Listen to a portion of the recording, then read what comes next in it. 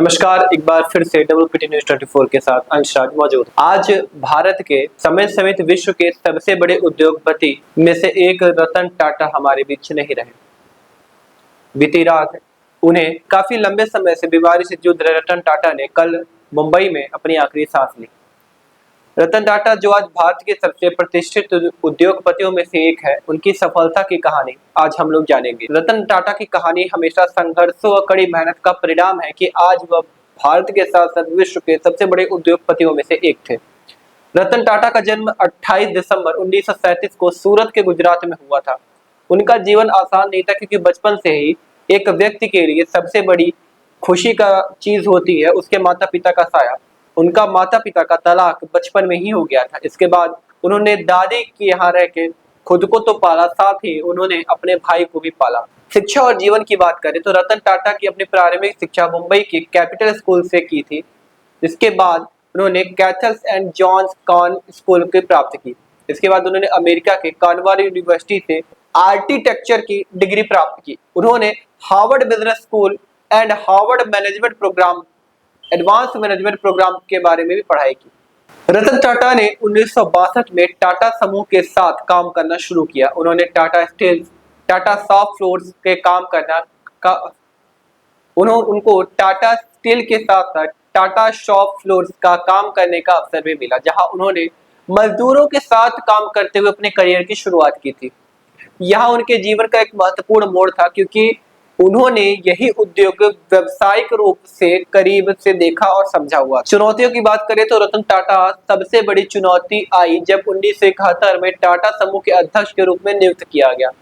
उनका समय टाटा समूह की स्थिति बहुत अच्छी नहीं थी। उस समय की अगर बात करें तो टाटा समूह की जो स्थिति थी, चाहे वो किसी भी प्रकार की देखी जाए, चाहे वो मार्केट में उनका उस समय का स्टेटस देखा जाए, चाहे वो आर्थिक रूप से देखी जाए, टाटा समूह की स्थिति किसी भी प्रकार से अच्छी नहीं थी। समूह के कई सीनियर अधिकारी रतन टाटा के नेतृत्व की क्षमता पर संदेह किया करते थे एवं उनको अनुभव वाला कम माना जाता था। इसके बावजूद रतन टाटा ने अपने फैसलों और योजनाओं पर भरोसा बनाए रखा और ऐसे ऐसे फैसले किए जिसकी वजह से आज टाटा ग्रुप ऑफ इंडस्ट्री दुनिया की सबसे बड़ी इंडस्ट्रियों में से एक है। टाटा समूह को बदलने और उसको एक नई दिशा ले जाने में रतन टाटा ने कई साहसी फैसले भी लिए। उन्होंने टाटा स्टील को वैश्विक स्तर पर प्रतिबंधित करने की दशा में काम किया, समूह के कई अंतरराष्ट्रीय बाजारों में प्रवेश दिलाया और समूह को, जो टाटा स्टील्स का एक समूह था, उसको इंटरनेशनल मार्केट में लेके जाने वाले रतन टाटा ही थे। उपलब्धियों की बात करें तो टाटा स्टील्स के बाद टाटा इंडिका 1968 में रतन टाटा ने टाटा इंडिका को भारत में पहली बार स्वदेशी कार लॉन्च की थी। इसका एक बड़ा जोखिम था क्योंकि कई लोगों ने इस परियोजना पर विश्वास नहीं जताया था। हालांकि शुरुआत में इसे असफल माना गया, लेकिन कुछ समय बाद यह कार भारत के बाजार में सफल हो गई। टाटा नैनो 2008 में रतन टाटा ने दुनिया की सबसे सस्ती कार टाटा नैनो लॉन्च की। इसका उद्देश्य था कि हर आदमी के पास अपनी एक कार होनी चाहिए। यह परियोजना की चुनौती भरी रहा क्योंकि इससे भी बहुत ज्यादा उपलब्धियों की उम्मीद नहीं थी। ऊपर करो, हाथ ऊपर करो हल्का सा। अंतरराष्ट्रीय अधिग्रहण रतन टाटा का समूह वैश्विक स्तर पर फैलाने पर महत्वपूर्ण भूमिका निभाई थी। टाटा ने कॉर्सल स्टील कंपनी और जगुआर लैंड रोवर जैसी अंतरराष्ट्रीय कंपनियों को अधिग्रहण किया। इसके बाद टाटा समूह की पहचान विश्व स्तर पर हुई। यानी टाटा स्टील्स को अगर इस स्तर पर ले जाने में कोई व्यक्ति सफल रहा तो सिर्फ रतन टाटा थे। रतन टाटा 2012 में टाटा समूह के अध्यक्ष पद से सेवानिवृत्त हुए। इसके बाद टाटा ट्रस्ट और के माध्यम से समाज सेवा के लिए सक्रिय हो गए। उनकी स्वास्थ्य, शिक्षा, ग्रामीण विकास क्षेत्र में महत्वपूर्ण योगदान रहा। रतन टाटा का संघर्ष और नेतृत्व टाटा समूह में भारत में सबसे बड़ी कंपनी में एवं सफल कंपनियों में नाम जोड़ने में सफल रहा।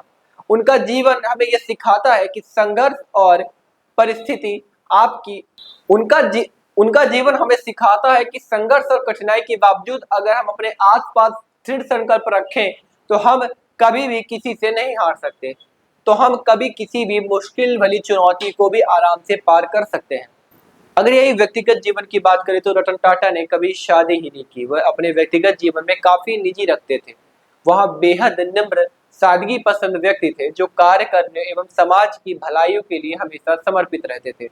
रतन टाटा की कहानी हमें सिखाती है कि सफलता कोई शॉर्टकट नहीं होता। कठिन परिश्रम, ईमानदारी और साहस के साथ अपने लक्ष्यों को लिए आगे बढ़ना ही असली सफलता की पूंजी है। आज हम WPT ग्रुप की तरफ से और सभी भारत की तरफ से ईश्वर से कामना करेंगे कि रतन टाटा की दिव्यांगत आत्मा को अपने चरणों में स्थान दे। धन्यवाद।